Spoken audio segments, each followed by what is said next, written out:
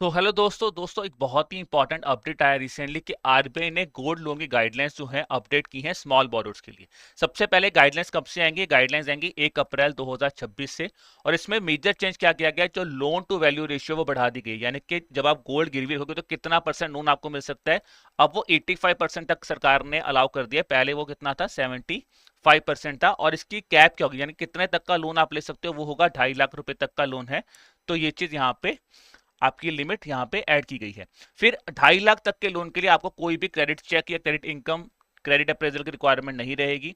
फिर बोला गया अगर आप कंजम्पशन पर्पस के लिए लोन ले रहे हो और एक ही टाइम पे पूरा का पूरा लोन रीपे करने वाले हो तो आपको 1 साल के भीतर भीतर ये लोन को रीपे करना पड़ेगा। अब आते हैं कि क्या क्या चीजें आप यहाँ पे प्लेज करोगे और उसकी लिमिट क्या है।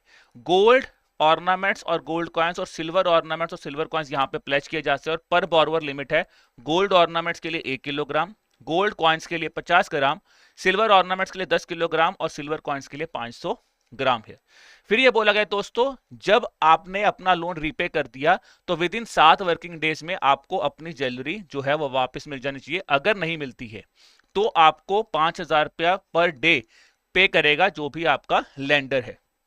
फिर अगर आपकी कोई गोल्ड लोन में या सिल्वर में कोई भी आपकी डैमेज होता है तो उसका कंपनसेशन भी दिया जाएगा।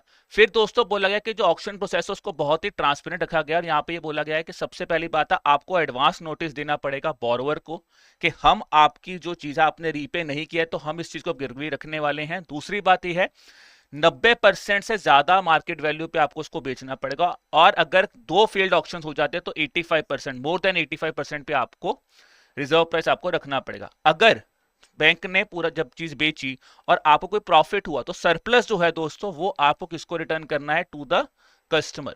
ठीक है, याद रखिए सरप्लस जो है वो कस्टमर को आपको देना है विद इन 7 वर्किंग डेज।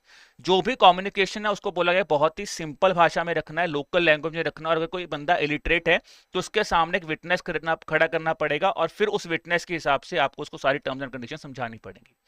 बाकी दोस्तों उम्मीद कर रहा हूँ आपको इन्फॉर्मेशन अच्छी लगी होगी और इसी तरह से और इंपॉर्टेंट इन्फॉर्मेशन लेने के लिए आप हमारे एडुटैप बैंकिंग चैनल को भी सब्सक्राइब कर सकते हैं। इसके साथ साथ दोस्तों आप हमारे बैंकिंग महापैक कोर्स को भी सब्सक्राइब कर सकते हैं, जिसके लिए आप हमारी वेबसाइट www.edutap.in पे जाइए या फिर आप हमारे एडुटैप लर्निंग सोल्यूशन ऐप से भी इसको सब्सक्राइब कर सकते हैं। ठीक है, यहाँ पे आपको कंसेप्ट क्लासेस मिलेंगी, मेंटर सपोर्ट मिलेंगी और इसके साथ साथ दोस्तों आपको यहाँ पे सॉल्व प्रीवियस क्वेश्चन पेपर भी मिलेंगे।